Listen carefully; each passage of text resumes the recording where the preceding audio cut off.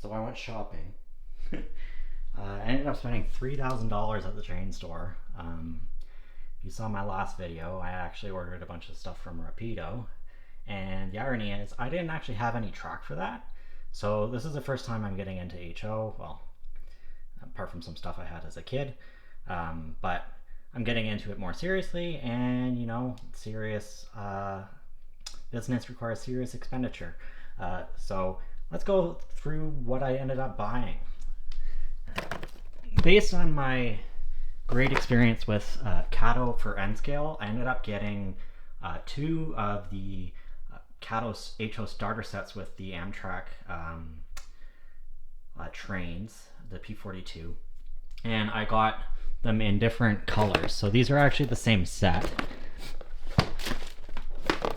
The difference is that the locomotive on one is the sort of silver, I guess that's the Amtrak Phase 5, and then on the other one it's the midnight blue. So otherwise the cars are the same and the track, everything else is the same.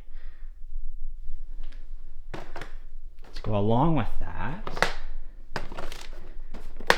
I got some of their variations. So this is HV2, which is the passing siding, although those are with number 6 manual turnouts. But it's kind of neat, even though they're manual, you can actually upgrade them to electrified using some parts that Cato sells. And then I also got the HV4, which is a interchange track set with number 6 electric turnouts. And this will actually let you combine like two ovals and have like a way to pass between them. And of course, like the switches, you can just use them wherever. Now, I said like I needed two ovals, but they didn't actually have the outer oval variation available. So I ended up kind of recreating, well, not really the outer one, but an inner one. And so I also bought a ton of track.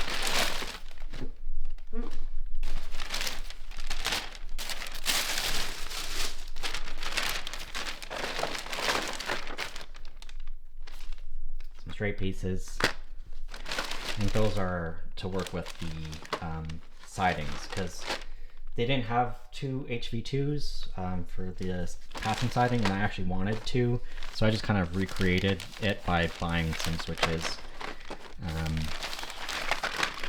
And you need the equivalent curve track for it. So for the most part, this is all pretty simple stuff. This is R610. The starter sets, the oval is R670, and then the outer oval set is R730. So the spacing in between them is all the same, so this would act as an inner oval. And what's interesting is Cato doesn't actually have like an inner oval set for HO. They do, they have one that's like another basic oval, but it's actually R550 or something like that, which is odd because it's actually, that's like two sizes in, so there's like a missing space, which is this R610, and I seem to think they might actually sell something like that in Japan, just not in Cato USA.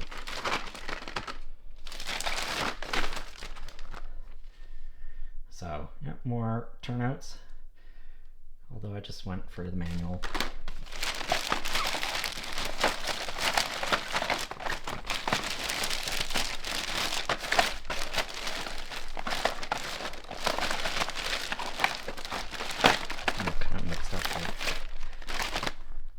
Right turnout. So I had two right turnouts and then a left. And the idea is I might not just use those as a passing siding. I kind of want to build like a sort of a switching layout. And then I ended up buying a bunch of this, well, 610, 610, 610. I ended up buying a bunch of these really long pieces. So these are the straight track 14.5 inches. These are the longest one that Cato offers for Unitrack. And I bought like a bunch of these because the idea here is I'm going to like run these down the hall, because I essentially just I don't really have room for a built-out layout, but I like running stuff on carpet. And with Unitrack, you can kind of keep things relatively safe.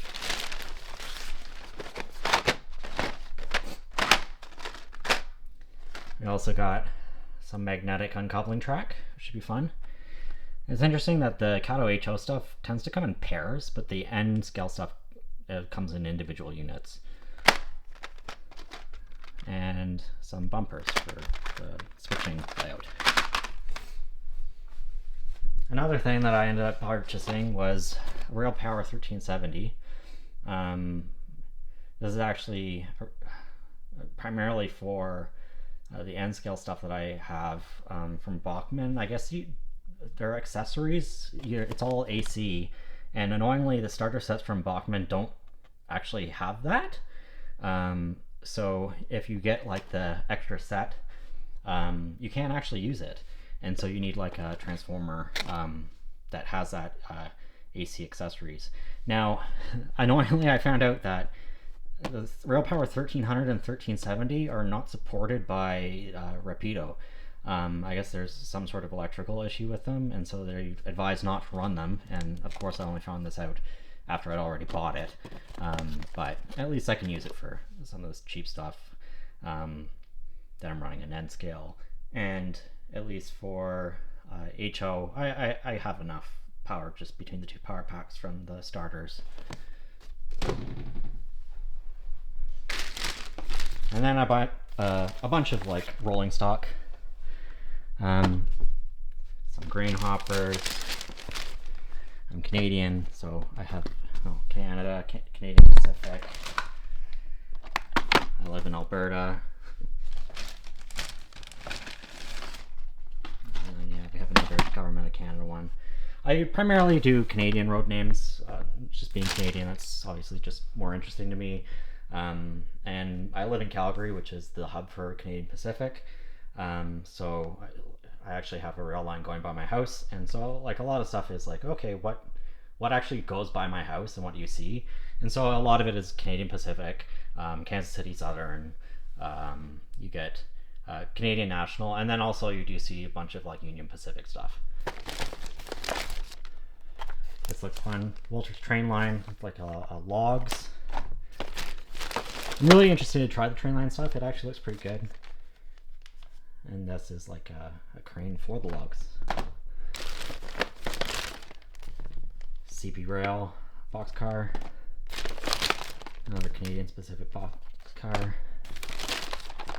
And we have a Union Pacific tank car. Union Pacific boxcar. Union Pacific boxcar that is also a cleaning car for cleaning the track. And then I bought some of the Walters mainline stuff. So another hopper. This is CP Rail.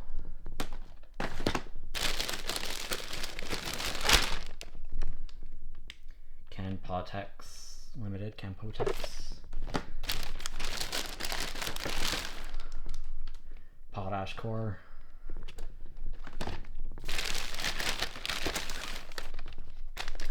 And then a fun one, this is a plow. I saw a great video of actually somebody running an O-scale plow to actually plow their backyard. It was really interesting using O gauge for that, not G, but you know, it's a fun video, and like a bunch of people showed it to me, so I'm like, okay, well, I'll pick this up. I'm obviously not going to run this in snow. And then, yeah, a Canadian Pacific caboose. And of course, that's not all of my rolling stock, because I have stuff from Rapido I just haven't brought down here yet. And I actually bought another Silent Night mystery box, and I actually ended up getting, I think it was the last one, because they wouldn't let me buy, there wasn't enough quantity to buy two, and now they're out of stock. So, more locomotives. I got a Walters mainline. I can't remember exactly what this is. EMD SD60. This one, Union Pacific. And then I also bought an SD60, but in Canadian Pacific. These are an interesting price, $167 Canadian. Well, a little bit more than the Walters train line, but it'll be interesting to see how the quality compares, because that's like their mid-range line, and then Walters train line is their basic line. And so this is a, what is it, SD9? GP9M from Ontario Northland, and I actually grew up in North Bay, Ontario, which is where they are headquartered. And so it was really interesting seeing these as a kid, and I was really surprised that Walters had this as like a road name for the locomotive of all road names. And yeah, 94 Canadian, so a fair bit cheaper.